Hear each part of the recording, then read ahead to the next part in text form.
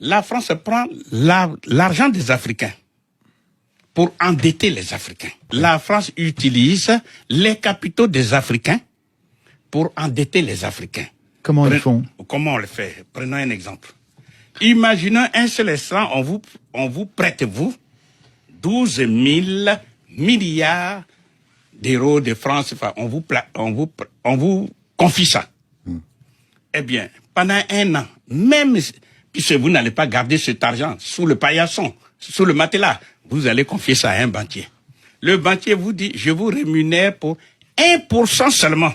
J'ai dit, on vous confie et vous placez ces 12 000 milliards dans une banque qui vous rémunère ne serait-ce que pour 1%. 1% des 12 000 milliards, c'est 120 milliards d'intérêts seulement.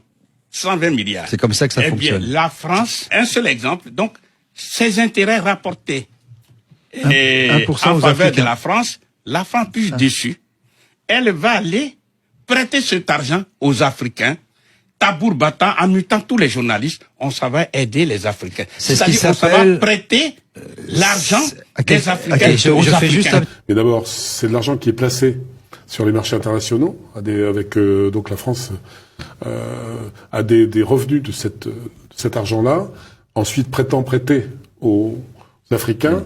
Mais je vais vous dire en 2 mots, c'est très simple. Vous avez des comptes d'opération de tous les pays africains, 14 pays. Quand la Côte d'Ivoire, il y a des pays qui sont toujours en positif sur leur compte, et il y en a qui sont toujours juste ou en négatif. Alors, on prend sur l'argent de ceux qui sont positifs et qu'on détient pour prêter à ceux qui sont négatifs. Donc on prête l'argent des Africains aux Africains. C'est ça l'aide au développement. Il faut le savoir, parce que les Français ont le sentiment d'être pillés par les Africains et qu'on aide les Africains et qu'ils se débrouillent pas. On leur prête leur propre argent. Que ça soit clair, c'est la vérité. Vous citez François Mattei, d'ailleurs, les propos, pour rester 2 secondes sur le sujet, les propos d'un ancien directeur d'une banque centrale africaine. Il déclare « La France est un nain économique en Europe sans la maîtrise de ce franc CFA ». Donc c'est assez parlant. C'est assez parlant et c'est sans doute vrai, parce que il faut rappeler que le franc CFA était, on va pas remonter à la création du franc CFA, au début on a indemnisé les gens qui avaient des esclaves dans les colonies. On leur a donné de l'argent. Et avec ça, on a fondé une banque à Dakar, et de cette banque est sorti le franc CFA. Donc quand même, l'origine du franc CFA est assez particulière. C'est d'ailleurs le franc des colonies françaises d'Afrique, CFA. Bon, après, on a dit de la communauté financière africaine, parce que c'est aussi beaucoup plus joli, et la sémantique compte en politique. Mais en tout cas, De Gaulle, lui, il a maintenu ces choses-là. Pourquoi? Parce qu'après la guerre, la France était exsangue. Après l'occupation allemande, elle était exsangue. Donc il s'est appuyé pendant la guerre et après la guerre sur l'Afrique. C'était ce qu'on avait de plus fort, avec des matières premières pas chères. Avec le franc CFA, vous avez pratiquement gratuite. Donc ça a été le fondement du redressement français. Il faut le savoir. Ça a participé au redressement français très fortement, très fortement. Donc si on le perd, avec tout ce que ça comporte, je vais donner un exemple. Quand il y a dans un pays comme le Nigeria, qui a une monnaie qui fluctue, il y a beaucoup de compagnies d'aviation qui s'en sont retirées parce que leurs dividendes avaient fondu. C'est-à-dire leurs bénéfices qui étaient au Nigeria se retrouvaient à zéro. La France a négocié, Air France a négocié. Eh bien, dans les pays du franc CFA, ça ne varie pas. C'est-à-dire que les entreprises françaises peuvent investir, savent qu'elles vont retrouver à terme leur argent.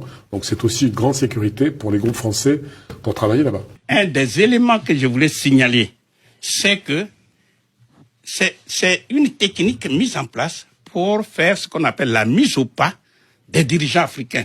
Sinon, c'est ce que moi j'appelle la violence nazie encore. Pourquoi? Parce que tous ceux qui, d'une manière ou tous ceux qui ont eu à aspirer à la souveraineté de leur pays, que ça comme soit Sankara, que ça soit Djibo Bakary du Niger, qui devrait prendre le pouvoir parce qu'il était le président du parti Sawaba. C'est lui qui devait prendre le pouvoir. Comment il s'appelle? Eh bien, Djibo Bakary. Mais en tout cas, général de Gaulle lui a créé tous les problèmes et il l'a obligé à fuir le Niger et en lieu et place on a mis Amani Dioré. C'était en 58. En 1958, ça a été le cas de Sékou Touré. Je ne vous fais pas un dessin. Sékou Touré, il a dit non, quand on est souverain, on est indépendant, on bat sa monnaie. général de Gaulle, lui a créé tous les problèmes. On a même déversé sur la Guinée des faux francs français guinéens pour pouvoir... Des faux francs guinéens. Des faux francs guinéens. C'est-à-dire qu'ils ont semé la panique Voilà, monétaire. pour pouvoir désorganiser les barbouzes, l'économie. quoi, ont fabriqué Ensuite, une panique monétaire. Hein. Puisque le temps nous est compté, on va aller très vite. En 62, il y a eu Modibo Keïta du Mali, qui a battu monnaie. Eh bien, toutes les tracasseries, tous les ennuis lui ont été créés, avec même la complicité de certains dirigeants africains sur lesquels s'appuyait la France, mais je ne vais pas les citer volontairement. Eh bien, à la fin des fins, Modibo Keïta a été arrêté, mis en prison, empoisonné et mort en prison. Ah ben oui. Ensuite, en 1963... Et le Mali est revenu dans le franc CFA. Voilà. Et Après, finalement, on a obligé le Mali à revenir dans la zone franc CFA parce que c'était le mauvais exemple à ne pas suivre. Combien de pays en pourcentage aujourd'hui sont dans la zone franc CFA sur le continent africain? Non, il y en a 15. Ce 15. sont ces 15 dont nous parlons. 15. Ensuite, Essentiellement en Afrique de l'Ouest en Afrique de l'Ouest et en Afrique et en centrale. Afrique centrale. vous retrouverez tous ces exemples dans ce livre hein, qui est c'est passionnant. Hein. En On les présentera à la fin. En 1963, il y a eu Sylvanus Olympio du Togo. Le 15 janvier 1963, il devait mettre sur la place publique la monnaie du Togo. Eh bien, 2 jours avant, c'est-à-dire le 13 janvier 1963, il a été assassiné. Parce que justement, il veut battre monnaie. Après, il y a eu, en 1975, il y a eu Ngueta Tombalbaye du Tchad. Eh bien, parce qu'il voulait battre monnaie, il a été bombardé par l'armée française, par les bombes françaises, et il est mort dans son palais. Ensuite, vous connaissez l'histoire de, comment on appelle, Kadhafi, qui on la connaît très bien. Peu importe tout ce qu'on dit, mais nous sommes dans le domaine de la monnaie.